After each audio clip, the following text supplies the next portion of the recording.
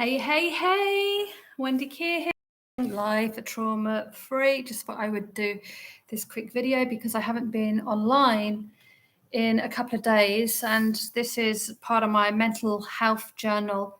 It is that I wanted to share with you the reality of living with complex trauma and depression. And yeah, the reason why I haven't been on, the truth be known, the reason why I haven't been on is because I have hit a patch of depression, which is not unusual. I guess there's different degrees of depression it is that I or anybody else experiences. But one of the things that can always be challenging is when you talk to somebody about depression and what their understanding of depression is and how it can be resolved. And a lot of people, you'll talk to a lot of people will seem to think that depression is just about a low mood. It's just about feeling low, feeling miserable, feeling unhappy. Yes, that is part of depression, but that's only a very small part of depression. And I was thinking, how can I describe it so people get it, so people understand? And sometimes it doesn't matter how you explain it, how many different ways you try and explain it. There's almost like a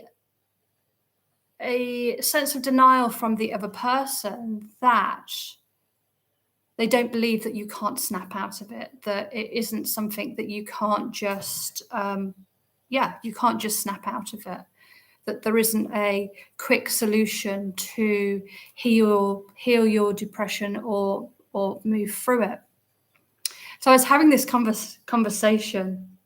Well, first of all, I just want to thank you for being here and showing up and listening to me and supporting my channel and the conversation I have with you. I really appreciate that you are here and that you are tuned in. And if you are experiencing depression or anxiety or a mental health challenge, this is obviously for you. And it's also for people who think that you can push depression to the side and be able to get over it quickly. So I was thinking about all these ways I could explain it yesterday. So I said that it's like the color dial has been turned down and you're almost living your life in a filter of black and white, of gray, and not of color. So everything feels heavy. You see things not through the eyes of joy, of hope, of optimism. There is a detachment for me from experiencing joy, experiencing happiness, experiencing optimism. So within that filtered lens of seeing life, the volume of life being turned down, it feels very heavy. It literally feels like you're running out of energy. And the more you try and push to get that energy back or to push through it, actually the heavier the energy becomes. So this belief of you can just snap out of it, you can get out of it quickly. Actually, sometimes the more you try to get out of it quickly, the deeper you the deeper you go down. So you bounce back and you go down even further into the depression because you're fighting it, which is never, in my experience, a good thing to do, because all that does is it creates a heat load, more anxiety, and it makes it much more difficult for you to heal quicker because you're fighting it. The other way I describe it is if you see a tree, if you look out your window and you see a tree in front of you, people will see it as glorious, green, healthy, vibrant. So when I'm feeling really, really depressed, what happens for me is that color again, her vibrancy has disappeared. I'm looking at the tree in front of me. The vibrancy has disappeared, and it feels like the soul has been removed from that tree and it's dying. So that's quite a heavy outlook on life. And that is a very big difference between someone who's experiencing joy, love, happiness, is optimistic about the future, and someone who is depressed, who is feeling the opposite feelings, looking at the very same tree, but having two very different experiences of that tree and how they see that tree.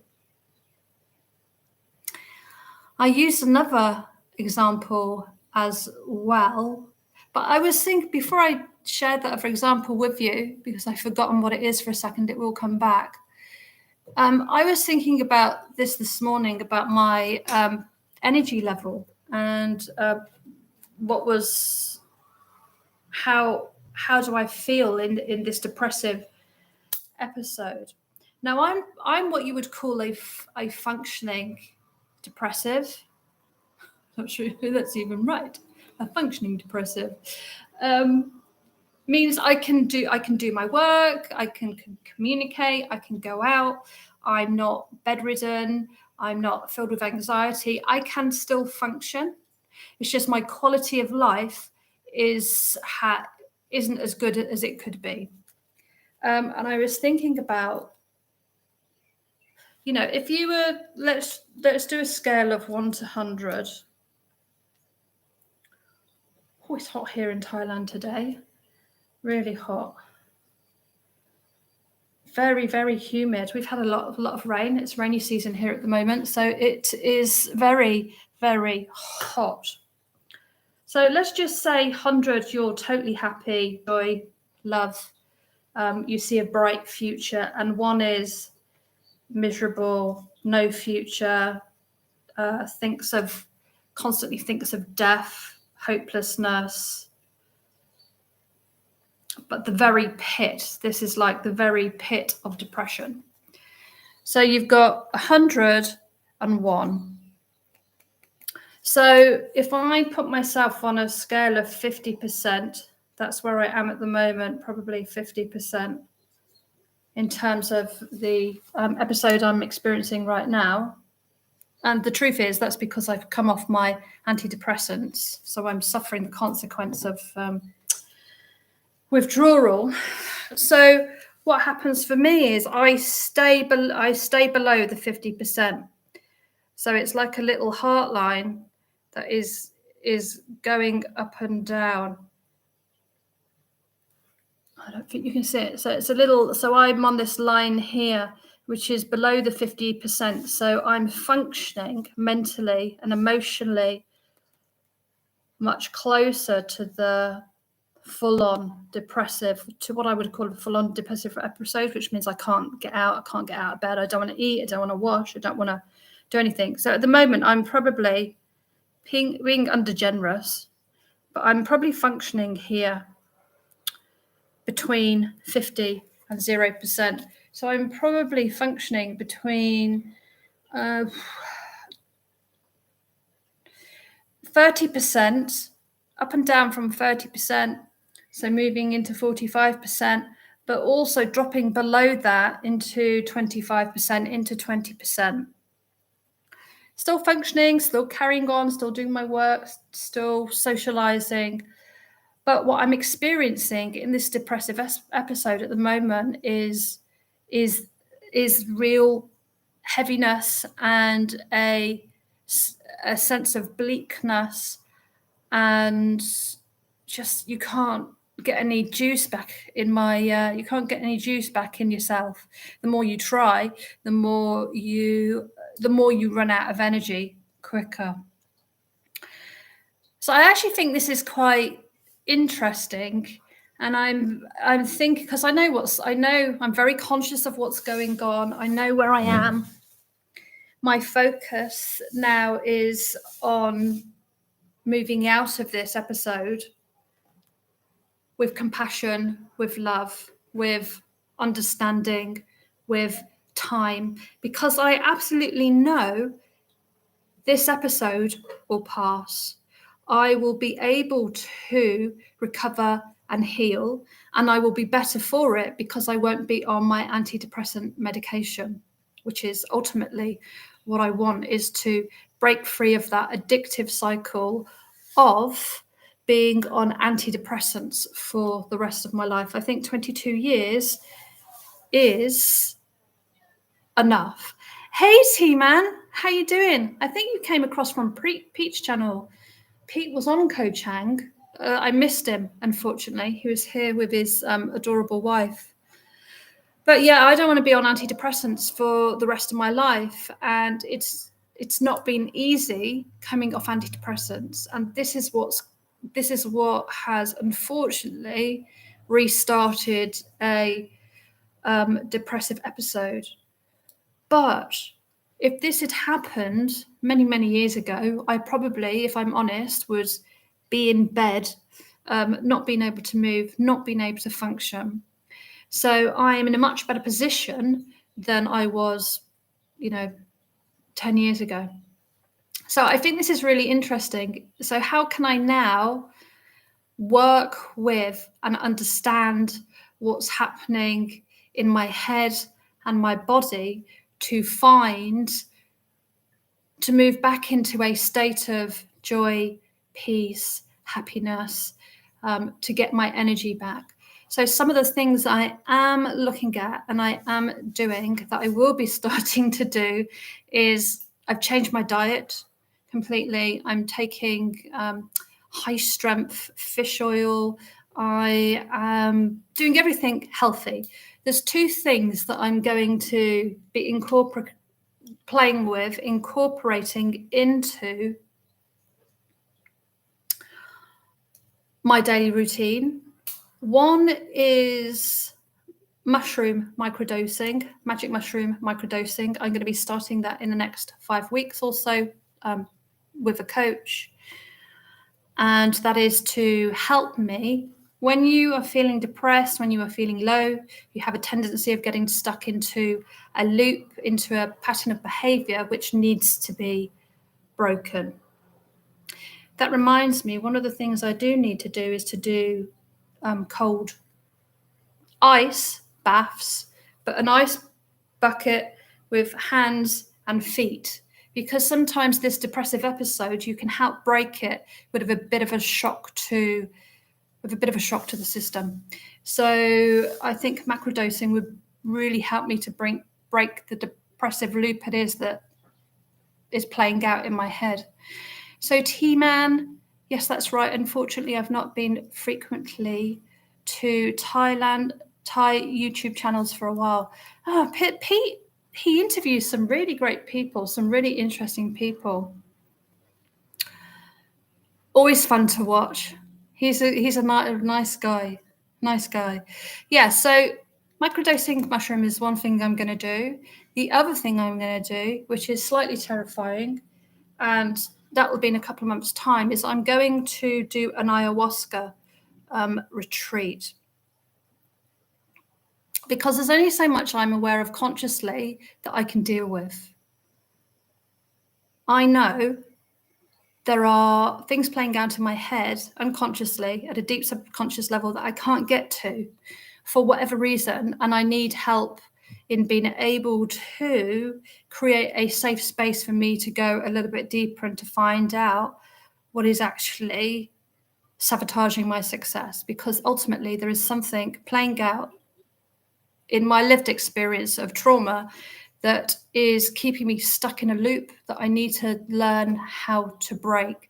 And I don't think I can do that through talking therapy, because I've done years of talking therapy, hasn't gotten me anywhere. So I need some other help to free up the mind from its own patterns. So those are a couple of things that I am going to be trying in the next couple of months to help me break out of this depressive cycle. It might break before then. We will see. But I'm what you would call a functioning depressive at the moment. And I haven't been like this for, quite a number of years. Yeah, a number of years. It's coming off the antidepressants, withdrawing from the antidepressants that's created this episode. But I'm prepared to see it through and stay off them and work with it, rather than going back onto the antidepressants and then feeling numb. Do I have trouble with motivation and doing things? Yeah, absolutely. It's a real struggle. My energy levels and my motivation levels are very low.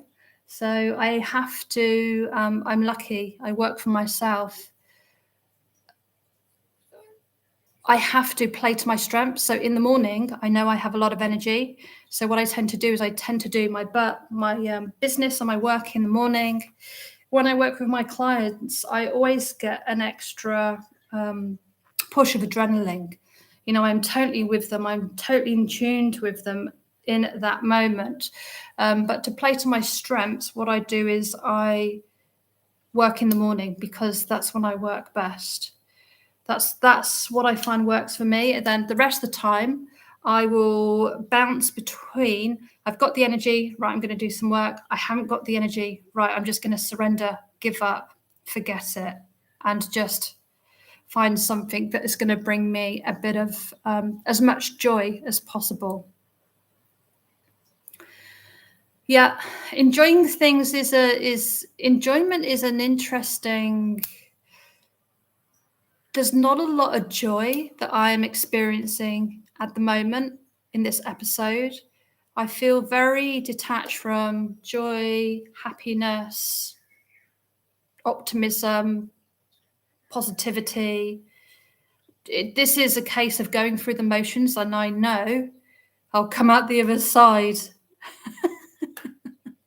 So yeah, you're right. You're absolutely right, T-Man. It is a case of going through the motions, waiting to know that I'm going to come out the other side.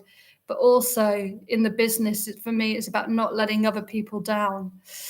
But yeah, it is a case of going through the motions and knowing that you're going to come out the other side eventually. It's just a case of, let's just hope that sooner rather than later. But I think this might be a while for me to get over the full shock of not being on antidepressants anymore. Well, the brain anyway. Crazy. Do you know, the antidepressants are being on them for 22 years is shocking in itself. And it's questionable why I've been on them for 22 years with no doctor going, hang on a minute, you've been on them way too long. You've been on them way too long, Miss Kier. We need to look at like withdrawing you off this medication. And even trying to come off this time, I've been doing it for 8 months. So it's not like I'm just rambling now. It's not like I didn't try to come off them slowly, because I did. I've been getting my pills and I've been shaving them down each month. But what I didn't know was that the last bit of your medication is like the most powerful part of the medication. It's like 10 times more powerful than what that one piece would normally be. So the mistake I made is I didn't know that. So I dropped that last bit quickly. Hence the reason why I'm feeling the consequence of it now. But I'm determined not to go back on them. But anyway, this is what I was trying to explain to somebody, that, you know, depression isn't a case of, just